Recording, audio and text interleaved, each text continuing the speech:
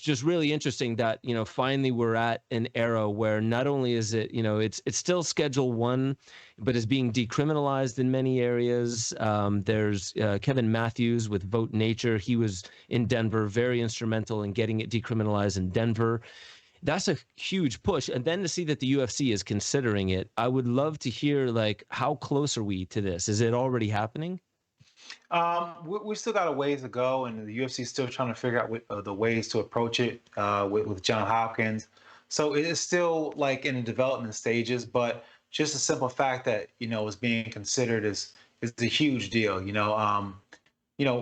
talking about the benefits of the mushrooms, and as an athlete who's taken so many concussive blows to the head and stuff like that, I gotta say, like, this medicine has done tremendous for me. I was going to fight in New York, UFC 205, and I wasn't able to fight on the card because, medically speaking, the New York State said I was unfit. And then at that point, he said I was unfit because I had MRI came back and said I had some kind of issue with my brain.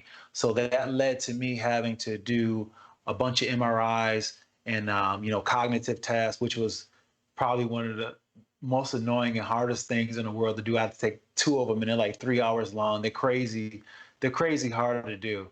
So I went in there and did that, and I went to Pittsburgh and met the guy from Concussion who was part of the movie and who was part of the whole information spearheaded CTE and that whole understanding of it.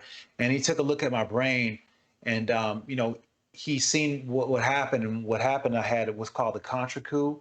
Is that, I hit the back of my head, but because I hit the back of my head at such a rate, it caused like a suction to the front of my head, and it pulled my brain back and it smacked it against the front of my skull, which caused a little bruising of the brain in the frontal lobe.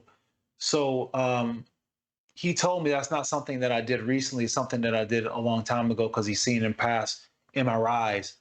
And at that point I was scared because as a fighter, I knew, there was a chance of me having some injuries that may never leave me, but I never thought in a million years that it would happen to me right then. And at the time, the UFC told me that I might not never be able to fight again.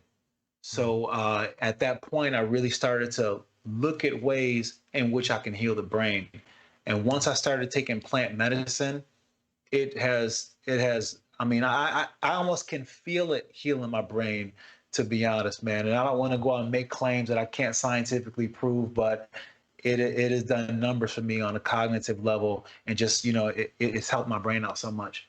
That's amazing. That really is amazing. And it's hopeful to hear that there, because it's not just you saying it. Literally, there's tons of literature saying, and even people like Dan Engel and other people that are looking specifically at this, saying this really does look like it is helping people reverse a lot of the damage from concussions and traumatic brain injuries.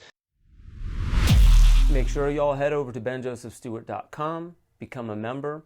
You'll have access to the growing library of deeper dives where I talk about all the stuff that I really can't talk about on YouTube.